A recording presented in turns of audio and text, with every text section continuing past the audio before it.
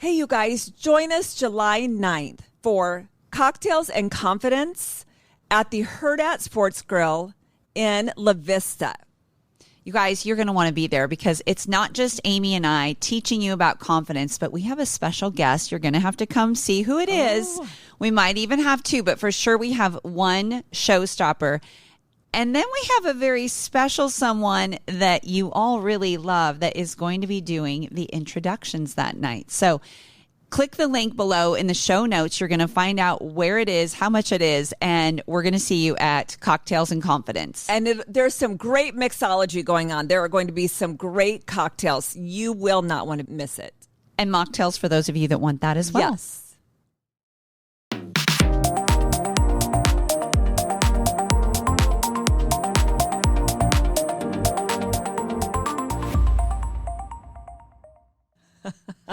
Hey, everybody. Welcome back for another episode of Meet Me in the Penthouse. And I love this topic about leadership. We're just going to dive right into leadership. And you know how you get stuck on those weeks or months in your life where you're listening? For me, I listen to Audible books, but how you're listening to books, you're listening to podcasts, and it seems like this is not by a fluke.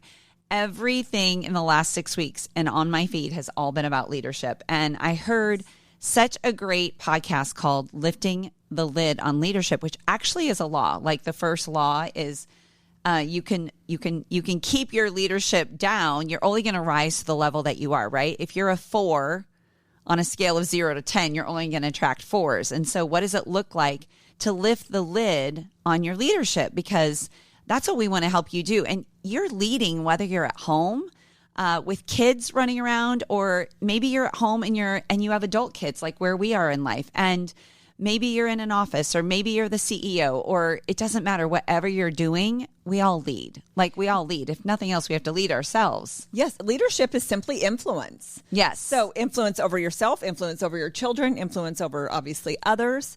It's simply influence. Yes. And sometimes we wonder, we've influenced these big kids really well, and the little ones we know we've influenced, but it's in a totally different way. So it is. That is such great perception, is it's influence. That's it. So whether you're at home, whether you're at work, whether you're building your own dream, you are influencing, if not anyone else, yourself. Yes. And there's a great interview with Ed Milet and Priscilla Schreier.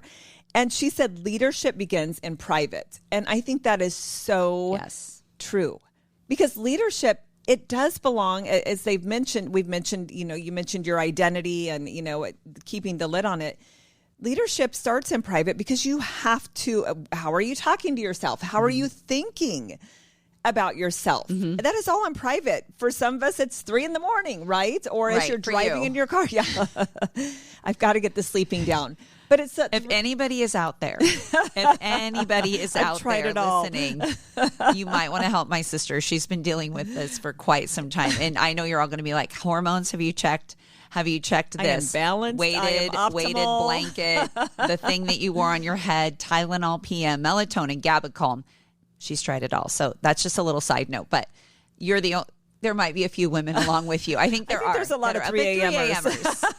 Yes. Thank God not me. I just conk right out. But yes, I mean, it's what happens. It's the work you do alone. And we always say, what you're rewarded for publicly happened because you were doing it in private. So that's an important thing. And also when we think about leadership, think about it as we're actually, ironically enough, sitting in the studio and the air is not functioning correctly today. And so it's like the temperature of the room, right? If the room is 72, when you start to get like a little bit more like 74 degrees, 76, you'll always come back to 72. And that's why we talk about lifting the lid on leadership, because what happens is you go back to, well, that's who I am, right? That's who I am.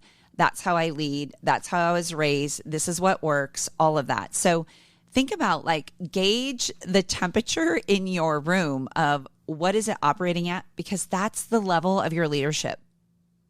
And your leadership, as you mentioned, is your identity. And Ed Milet says your leadership or your identity is your ceiling. You'll never consistently outperform the story you believe about yourself. So that's the lid, right? So your identity is your ceiling, is your lid. And if you do not, if you continue to tell yourself that story, like you mentioned, right, that's the lid's going to stay right there. And so you have to change the story, which changes your identity, which increases the temperature, turns the thermostat up. Right. It's just like, and I talked about this on social media yesterday, is every time you set a goal, this is how you, okay, some of you out there are like, how do I do this? How do I become a better leader? I've read, and so has Amy, a ton of John Maxwell's books. Yes. And it was just ironic that he was actually a part of a church service we watched because it was so incredible. But the thing that I love about John Maxwell, he's written 92 books, but a lot of them are on leadership. And the first one I read was Failing Forward. How do you know how to raise the temperature? Well, you've already messed up, right? You've already found out what doesn't work, and therefore you find out what does work.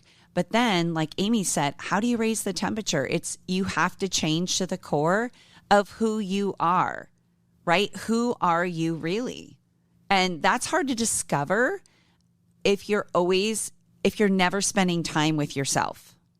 Hey, you guys, join us July 9th for Cocktails and Confidence at the Hurrdat Sports Grill in La Vista.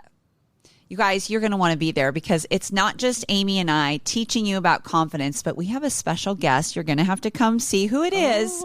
We might even have two, but for sure we have one showstopper. And then we have a very special someone that you all really love that is going to be doing the introductions that night. So click the link below in the show notes. You're going to find out where it is, how much it is, and we're going to see you at Cocktails and Confidence. And there's some great mixology going on. There are going to be some great cocktails. You will not want to miss it. And mocktails for those of you that want that as well.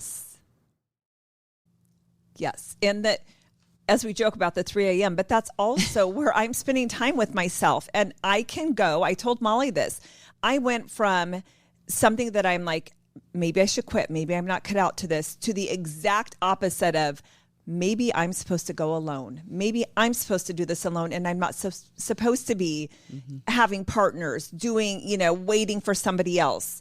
And that is an identity shift. That is an identity shift from maybe this is because things have failed, things haven't worked, it's taking longer. That is moving from that I failed, I'm quitting, to I'm going to turn up the heat. I'm going to lift the lid on my identity, and I'm going to step up as a leader, even if I have to do it alone. Because leaders go first. Leaders go first. And often, like you said, alone. Leaders go first, and they do it alone. Yes.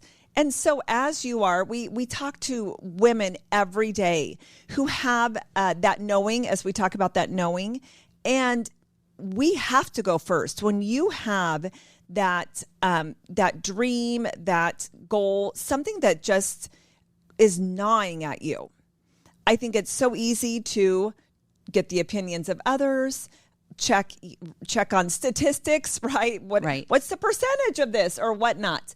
But leaders have to go alone, and you have to make that decision, because if you're leading, you're going to lead others to also take the step and lead alone, because leaders also move aside for others to rise up and lead. Right.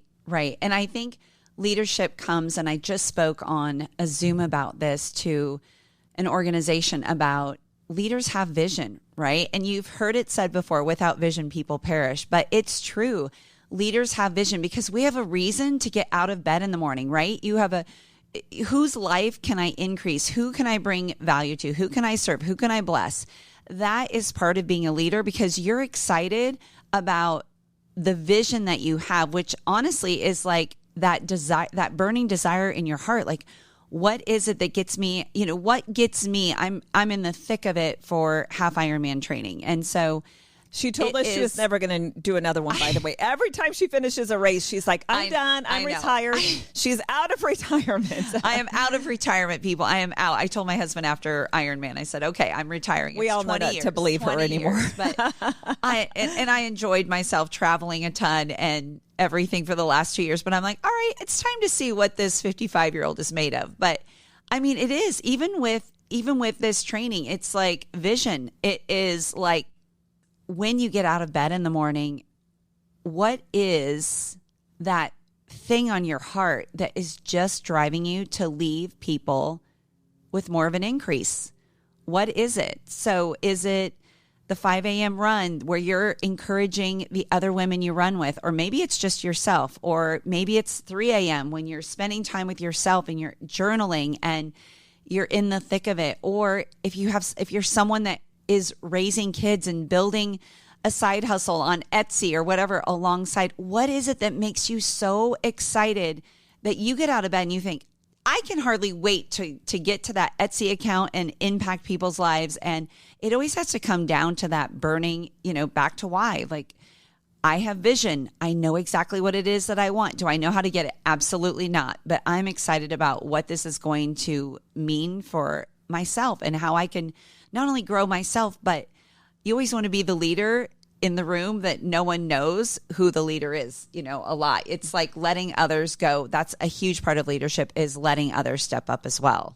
Yes. And I'll tell you that again, that goes back to identity, because when you are, a top producing realtor, for example, and you have a team of others, you do need to let them step up. You need to let them step up and lead. We also, one of the women that we coached, and we coach just the most amazing human beings, high-powered attorneys, physicians, business owners. But one of the gals that we coach, she's a stay-at-home mom, and she had lost her way, her purpose, right? Her thermostat was low. She didn't have a lot of vision, but what she did is she created a community of women, of stay-at-home moms that get together and encourage one another to read the books they want to read, or to put themselves first and sign up for a race, or to write the book, to start the cooking channel on YouTube. So there are so many ways to step up and lead. And like Molly said, that vision is so important. We are fortunate enough to live at a lake where there's been a lot of entrepreneurs that live there. They have such great stories. And as they have scaled and sold their companies, they do go through that identity crisis, right? Like, what's my purpose? Like, I've worked so hard, I've led, I had this team, and I got this killer, buyout, right? That's what everybody dreams of. Even, the gentleman that started Tom's Shoes, or the astronauts that walked on the moon, and when they came back home, all of a sudden, they'd reached the goal, they'd made the money, their bank accounts were full. That was their identity. And then it's, now what? And so that again is looking at your identity and being able to redirect, come up with what brings you joy, and then stepping up to leadership again. And it's, many of our neighbors start companies again, whatever, write the books on their journey too. But it's going alone. It's, starting alone. Going first. There we go. It's going first. It is recreating something again. And sometimes I think you look back and you're like, I'm exhausted. Like, I should be good with this. And not that they're not grateful, but that purpose to continue to lead, to continue to impact, to continue. Because they have vision, right? Yes. So I think that is just a little snippet of lifting the lid on leadership and knowing that we all have this within us. It is within you. It's just, what is your vision and what do you see, and adjusting your thermostat. So you do that, and guess what? You're going to be around people. If you're a 4 out of 10 and you're leading there, you're going to be a 6 out of 10, and eventually an 8 out of 10, and then a 10 out of 10. And you're going to attract those kind of people that helps make that journey so much easier. But like Amy said, you're going to do it first, and you're going to do it alone. But I promise you, the journey is worth it. And as John Maxwell said, people buy into the leader before they buy into the vision. Leaders always go first. Their growth is intentional, and leaders add value to people. So the leadership formula is know your assignment, take the next step, albeit alone, albeit first, help one more person, and repeat. That's how that's how leadership is built. So follow us wherever you listen on whatever platform, YouTube, Spotify, or Apple, and like and subscribe and share this with other leaders that just need this little nugget of wisdom. Thanks so much for joining us for another episode of Meet Me in the Penthouse. And we would love to have you follow us at www.sistersnextdoor.com. Anywhere that you listen to your podcast, please feel free to give us 5 stars because we know you're going to find us fabulous, and pass this along to any friends that you know would enjoy this episode.